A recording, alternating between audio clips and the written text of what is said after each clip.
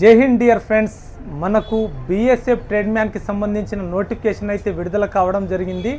ఇందులో 3588 అయితే వేకెన్సీస్ ఉన్నాయి. ఇందులో మేల్కి వచ్చేసి 3406 వేకెన్సీస్, అదేవిధంగా ఫీమేల్కి అయితే 182 వేకెన్సీ అయితే ఇవ్వడం జరిగింది. సో ఇందులో రకరకాల ట్రేడ్స్ అనేది ఉండడం జరుగుతుంది. సో చాలామందికి వచ్చే ప్రశ్న ఏంటంటే, సార్ మేము అన్ని ట్రేడ్కి అప్లై చేసుకోవచ్చా, లేదంటే ఒకటే ట్రేడ్కి అప్లై చేయాలని చెప్పి చాలామందికి సందేహాలు ఉన్నాయన్నమాట. అయితే వారి కోసం నోటిఫికేషన్లో క్లియర్ కట్గా మెన్షన్ చేసింది ఏంటంటే, ప్రతి వ్యక్తి కేవలం ఒక ట్రేడ్కి మాత్రమే అప్లై చేసుకోవాల్సి ఉంటుంది. సో అన్ని ట్రేడ్కి అయితే అప్లై చేయరాదు. సో మీరు ఏదో ఒక ట్రేడ్కి అయితే అప్లై చేసుకోండి. సో దీని నోటిఫికేషన్ వచ్చేసి జూలై 25 రోజు అయితే రావడం జరిగింది. అయితే దీనికి అప్లికేషన్ డేట్ వచ్చేసి జూలై 26 నుంచి మొదలుకుంటే ఆగస్టు 23 వరకు అయితే ఉంటుంది. సో మీరు అందరూ అప్లై చేసుకోవచ్చు. అయితే ఇది ట్రేడ్ మ్యాన్కి సంబంధించిన అప్లికేషన్ కాబట్టి చాలామంది అప్లై చేసేటప్పుడు మిస్టేక్ చేస్తూ ఉంటారు. సో వాళ్ళకి ఆగస్టు 23 నుంచి ఆగస్టు 26 వరకు 3 డేస్ కరెక్షన్ విండో అయితే ఓపెన్ ఉండడం జరుగుతుంది. సో మీరు ఏమైనా మిస్టేక్ చేస్తే అప్పుడు మీరు కరెక్షన్ చేసుకోవచ్చు అనమాట. సో దీనికి ఎడ్యుకేషన్ క్వాలిఫికేషన్ వచ్చేసి కొన్ని వేకెన్సీస్ అయితే 10th మీద ఉన్నాయి, ఇంకొన్ని వేకెన్సీస్ అయితే 10+ NSDC సర్టిఫికేట్ మీద ఉంటుంది. అదేవిధంగా ఇంకొన్ని వేకెన్సీస్ అయితే 10+ ITI అయితే ఉండాల్సి ఉంటుంది. సో ఫస్ట్ వన్ వచ్చేసి 10th మీద ఏదైతే ఉన్నదో 10th క్లాస్ క్వాలిఫై అయిపోయిన 10th క్లాస్ పాస్ అయిన అభ్యర్థులు అయితే దీనికి ఎలిజిబుల్ ఉంటారనమాట. సో మీరు 10th పూర్తయిన వాళ్ళు దీనికి అప్లై చేసుకోవచ్చు. ఇందులో ఎలా ఉంటుందంటే, ఫస్ట్ మీరు ఫిజికల్ టెస్ట్ వెళ్తారు, ఆ తర్వాత రిటర్న్ ఎగ్జామ్ రాస్తారు.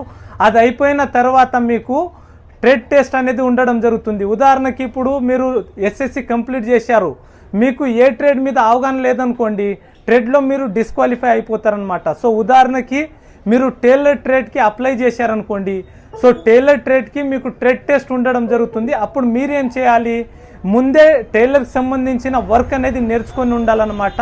అది నేర్చుకొని ఒక ప్రొఫెషనల్ టైలర్ ఏ విధంగా అయితే క్లాత్ కటింగ్ చేస్తాడో ఆ విధంగా క్లాత్ని కటింగ్ చేయడం లాంటివి చేస్తే మాత్రం మీరు ఎలిజిబుల్ అవుతారు. లేదు ఎలాంటి టెస్ట్ నేర్చుకోకుండా ఎలాంటి క్లారిటీ లేకుండా మీరు ట్రేడ్ టెస్ట్ ఇచ్చారనుకోండి, అక్కడ డిస్క్వాలిఫై కావడం జరుగుతుంది. సో ఇదన్నమాట ఫస్ట్ వన్ వచ్చేసి. తర్వాత సెకండ్ వన్ వచ్చేసి 10th పాటు NSDC సర్టిఫికేట్ ఉన్న వాళ్ళకైతే ఎలిజిబిలిటీ ఉంటుంది. సో NSDC అంటే నేషనల్ స్కిల్ డెవలప్మెంట్ కార్పొరేషన్. ఇందులో NSQF లెవెల్ 1 సర్టిఫికేట్ ఉన్న వాళ్ళు మాత్రమే ఎలిజిబుల్ ఉంటారనమాట. సో దీనికి ఎలాంటి ట్రేడ్ టెస్ట్ అవసరం ఉండదు. సో ఇంకోటి ఇక్కడ ఉన్న డౌట్ ఏంటంటే, NSDC కాకుండా వేరే సంస్థల ద్వారా ఏదైనా సర్టిఫికేట్ ఉంటే మేము కూడా ఎలిజిబుల్ అవుతామని చాలామంది అనుకుంటూ ఉంటారు. ఒకవేళ NSDC కాకుండా వేరే ఏ సంస్థ ద్వారా మీకు సర్టిఫికేట్ ఉంటే మాత్రం మీరు ఎలిజిబుల్ కారన్నమాట. సో డెఫినెట్లీ మీకు NSDC సర్టిఫికేట్ అయితే ఉండాల్సిన అవసరం ఉంటుంది.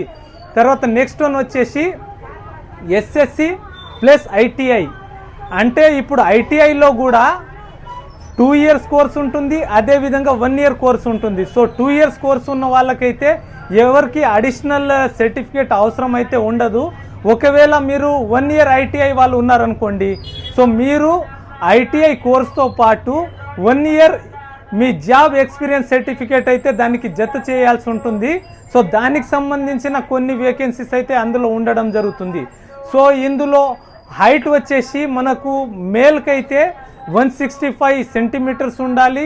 చెస్ట్ వచ్చేసి 75 సెంటీమీటర్స్ టు 80 మీటర్స్, 5 సెంటీమీటర్ అయితే మీ చెస్ట్ ఎక్స్పాండ్ కావాలన్నమాట. సో ఫీమేల్కి వచ్చేసి మనకు 155 సెంటీమీటర్ హైట్ అయితే ఉండాల్సి ఉంటుంది. సో దీనికి సెలెక్షన్ ప్రాసెస్ ఎలా ఉంటుందంటే, సెలెక్షన్లో ఫస్ట్ వన్ వచ్చేసి ఫిజికల్ టెస్ట్ ఉంటుంది, ఆ తర్వాత రిటర్న్ ఎగ్జామ్ ఉంటుంది, ఆ తర్వాత మెడికల్ టెస్ట్ ఉంటుంది. మెడికల్ టెస్ట్ అయిపోయిన తర్వాత ట్రేడ్ టెస్ట్ ఉంటుంది. ఈ పూర్తి ప్రాసెస్ కంప్లీట్ చేసిన వాళ్ళు మాత్రమే ఫైనల్ లిస్ట్కి సెలెక్ట్ కావడం జరుగుతుంది. అందులో ఫిజికల్ టెస్ట్లో వచ్చేసి ఫస్ట్ వచ్చేసి మేల్కి అయితే 5 కిలోమీటర్ రన్నింగ్ ఉంటుంది. దీన్ని 24 minutesలో అయితే రన్నింగ్ పూర్తి చేయాల్సి ఉంటుంది. అదేవిధంగా ఫీమేల్ అయితే 1600 మీటర్ రన్నింగ్ ఉంటుంది. దీనికి టైమింగ్ వచ్చేసి 8:30 minutes అయితే ఇవ్వడం జరుగుతుంది. సో దీంట్లో క్వాలిఫై అయిన వాళ్ళకైతే రిటర్న్ ఎగ్జామ్కి క్వాలిఫై చేస్తారనమాట. రిటర్న్ ఎగ్జామ్లో వచ్చేసి 4 సబ్జెక్ట్స్ ఉంటుంది. ఈ సిలబస్లో 4 సబ్జెక్ట్స్ ఉంటాయి.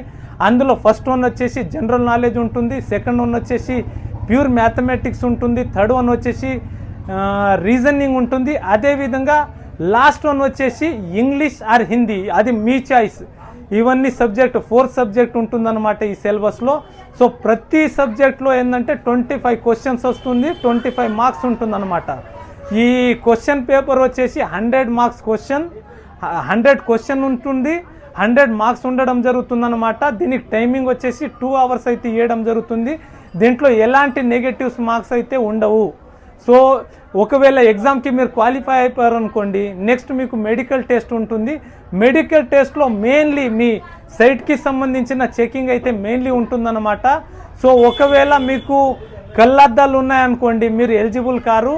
కళ్ళద్దాలు లేకుండా ఐ సైట్ అనేది ఒక కంటికి 6/6, ఇంకో కంటికి 6/9 ఉంటే మాత్రం మీరు ఎలిజిబుల్ అవుతారు. సో ఈ ప్రాసెస్ అందరు సెలెక్ట్ అయిన వాళ్ళకి మాత్రం ఫైనల్ లిస్ట్లో పేరు ఇవ్వడం జరుగుతుంది. అదేవిధంగా ఇక్కడ నోటిఫికేషన్లో స్పెషల్గా మెన్షన్ చేసిందంటే ఇందులో వెయిటింగ్ లిస్ట్ అనేది అయితే ఇవ్వడం జరగదు. కాబట్టి సో వెయిటింగ్ లిస్ట్ గురించి మీరు ఆలోచించాల్సిన అవసరం లేదు. సో ప్రతి ఒక్కరు ఈ జాబ్కి అప్లై చేసుకోండి. మేము మా సోల్జర్ గ్రూప్ తరఫున ప్రతి జాబ్కి సంబంధించిన నోటిఫికేషన్ అయితే మీకు అప్డేట్ చేస్తూ ఉంటాము. కాబట్టి అందరూ మా యొక్క యూట్యూబ్ ఛానల్ని సబ్స్క్రైబ్ చేసుకోండి. Thank you very much. జై హింద్, జై భారత్, వందే మాతరం.